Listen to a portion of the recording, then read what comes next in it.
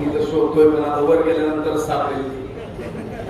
त्यांना सांगेल त्या ऋषी म्हणींना तुम्ही लिहून ठेवलं हे 5 लाखार असलेली पत्नी भाग्याने मिळते. तुम्हाला काय खाऊ परिस्थिती तर अशी झाली कशी व्हायला मिळते तो भाग्य नसतं. विठ्ठल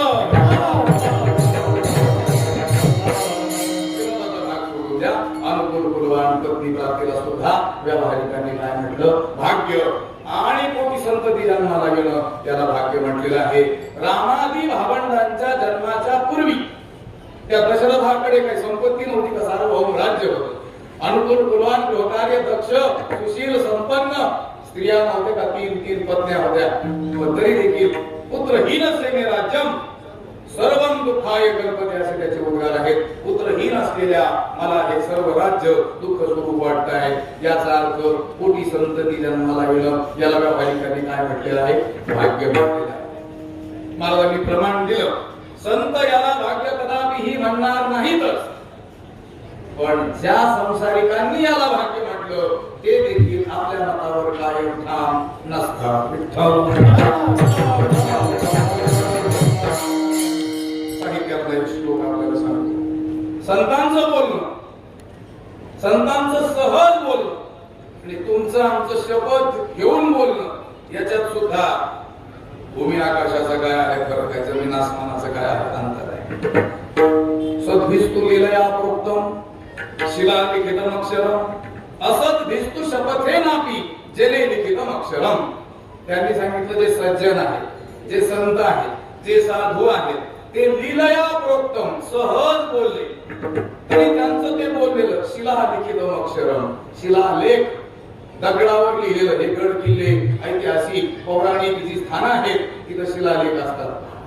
आम्ही आता तिथून आलो देवास्यावरून ज्ञानेश्वरीचं रचनास्थान असलेलं पैस्थान मंदिर ज्या खांबाला पाठ देऊन ज्ञानोबा यांनी ज्ञानेश्वरी अमृतानुभवाची रचना केली. सुमारे 2.5 वर्ष 4 भावंडांनी तिथं वास्तव्य केलं. ते करवीरेश्वर महादेवाचं मंदिर आणि त्याचा तो एक खांब, त्या खांबावर शिलालेख आहे आणि त्या तज्ञांच्या मतानुसार ज्ञानेश्वर महाराजांच्या पूर्वकालीन तो लेख आहे. जे करवीरेश्वर महादेवाचं मंदिर त्याचा व्यवहार सुचारू रूपाने चालावा म्हणून त्या काळातील धनिकानं राजानं जमीन आणि द्रव्य दान दिल्याचा उल्लेख त्याच्यावर आहे. तिथे येऊन 750 वर्षे उलट त्याच्या अगोदरचा तो शिलालेख आहे 900,000 वर्षापूर्वीचा. म्हणजे सज्जन माणूस सहज बोलला, साधू पुरुष सहज बोलला. सहज बोलणे हे तो उपदेश कविती किंवा दयाचे विसार्थ शब्द सुखे मनोयती वेद सदैव सच्चिदानंद कामो भावतो किंवा या भी स्वैर कथा तेषाम उपदेशाः भवन्ति ताः.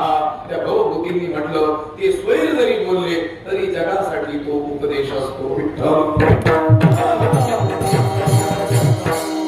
संत पुरुष सहज बोलले, लीलेनं बोलले तरी त्यांचं ते काळ्या दगडावरची रेख आणि तुमचं आमचं असं भिस्तु शपथ हे नापी. आणि आपण शपथ घेऊन बोलू आईची शपथ, बापाची शपथ, देवाची शपथ. तरी आपलं बोलणं कसं असतं माहितीये लिहिलेलंच पण जले लिखितम अक्षरम पाण्यावर लिहिलेलं पुढं लिहिलं की मागचं बोलून जातं. आज एखाद्याला शब्द दिला की तुझं हे काम ते नक्की करीन उद्या विचारला तो म्हणतो मी तसं म्हणालच नव्हतं. ते पुढे असंच म्हणायचे पूर्वी ज्यावेळेस इलेक्ट्रॉनिक मीडिया नव्हता ना प्रिंट मीडिया आमचे पत्रकार बंधू लेखक पटकन लिहून घ्यायचे ते काय बोलले आणि ते विस्तारानं छापून यायचं.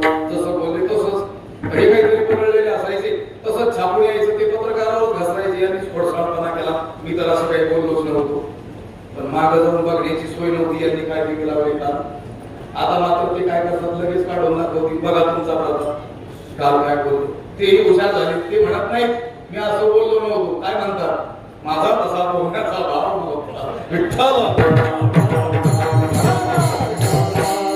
या संसारिकांनी धन पुत्र दारा त्यांच्या प्राप्तीला भाग्य म्हटलं ते सुद्धा आपल्या विचारावर ठाम नाही. एवढं सांगून मला पुढे जायचंय.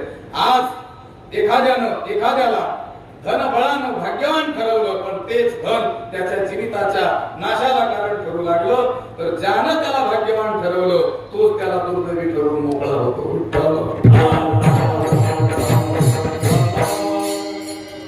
पत्नी प्राप्तीच्या बाबतीतही एखाद्या तरुणाला अनुकूल कुलवान सुस्वरूप कार्य दक्ष चारित्र्य संपन्न पत्नी प्राप्त झाली, सगळ्यांनी त्याचं भाग्यवान म्हणून कौतुक केलं. पण कांता रूपवती शत्रू शास्त्रानं सांगितलं त्याप्रमाणे ती स्त्री त्याच्या नाशाला कारण ठरू लागली तर ज्यांनी भाग्यवंत म्हटलं ते त्याला दुर्दैवी ठरून मोकळे होतात. आणि पुत्राच्या बाबतीत देखील तसंच आहे. ज्ञानाबाई 2-3 म्हटले तसं वैशेच्या शेवटी एकटी उतार वयात एखाद्याला पुत्ररत्न प्राप्त झालं. विवाह उत्तर काळात दीर्घ काळात पुत्र प्राप्त झाला नाही, पण शेवटी का होईना म्हातारपणाला होईना पुत्र प्राप्त झाला. पण तोच पुत्र पुढे तारुण्यावस्थेमध्ये कुसंगतीनं मार्गाला लागलेला असेल तर ज्या गावांनी त्यांचं भाग्यवंत म्हणून कौतुक केलं किंवा ज्यांनी स्वतःला या पुत्रप्राप्तीमुळे भाग्यवान म्हटलं होतं, आता गावाबरोबरच यांचे उद्गार असतात. तुमच्या पाठ आहे हरिपाठासारखं, ते काय म्हणत असतात, हे झाले नसते तर विठ्ठल. संसारी माणूस आपल्या मतावर ठाम नाही, संत मात्र आपल्या बोलण्यावर आपल्या वचनावर काय आहे, ठाम आहे. मला सांगावं, ज्ञानेश्वरी रचनेला 750 अधिक वर्षे उलटली. या 750 वर्षात असा महाभाग कुणीही बोलताना आढळला का की बाबा आता ज्ञानेश्वरीतील विचार हे काल सुसंगत नसल्यामुळं, काल बाह्य झालेले असल्यामुळं आता नवीन काही ओव्या त्यामध्ये टाकाव्या लागतील असं कोणी म्हटलं? तुकारामांच्या अभंगगाथेला 350 अधिक वर्षे उलटलेली असल्यामुळं आता ते विचार काल सुसंगत राहिलेले नाही, थोडे बदल करावे लागतील त्याच्यात असं कोणी म्हटलं? असं जर म्हटलं तर लोक म्हणजे यालाच नेऊन घालण्याची गरज आहे. एवढ्या लक्षात आलं? त्यांच्या एका शब्दात सुद्धा बदल करण्याची गरज नाही. ते 1000 वर्षापूर्वी जे बोलले तेच आता बोलतील, तेच उद्या बोलतील आणि 1000 वर्षानंतर विचारलं तरी आपल्या मतावर काय राहतील, ठाम राहतील. म्हणून आपल्याला भाग्यवंत कोण हे आपली मतं वारंवार बदलू लागलेल्या संसाऱ्यांना न विचारता आपल्या मतावर कायम आरूढ असणारे जे संत त्यांना विचारूया. आता काय भगवान शंकराचार्यांकडे जाऊन यायला वेळ नाही, डायरेक्ट तुकोबारायांना विचारूया, तुमच्या दृष्टीनं भाग्यवंत कोण? अभंगाचं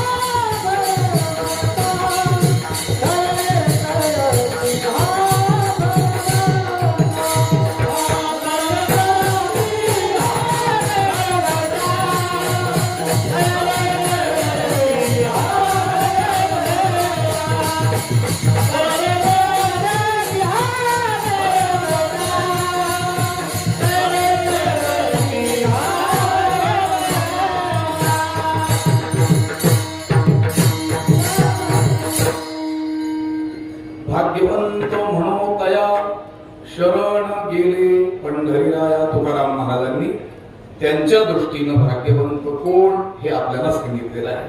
तुकोबाराय म्हणतात आम्ही त्यांना भाग्यवंत म्हणतो जे पंढरीनाथाला शरण गेलेले आहेत.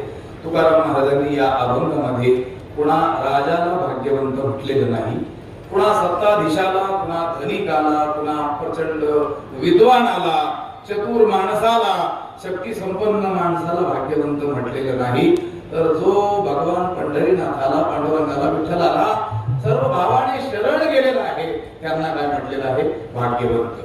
संतांनी दुसऱ्यालाही भाग्यवंत म्हणताना आणि स्वतःलाही भाग्यवंत म्हणताना तोच निकष वापरलेला आहे. विठ्ठल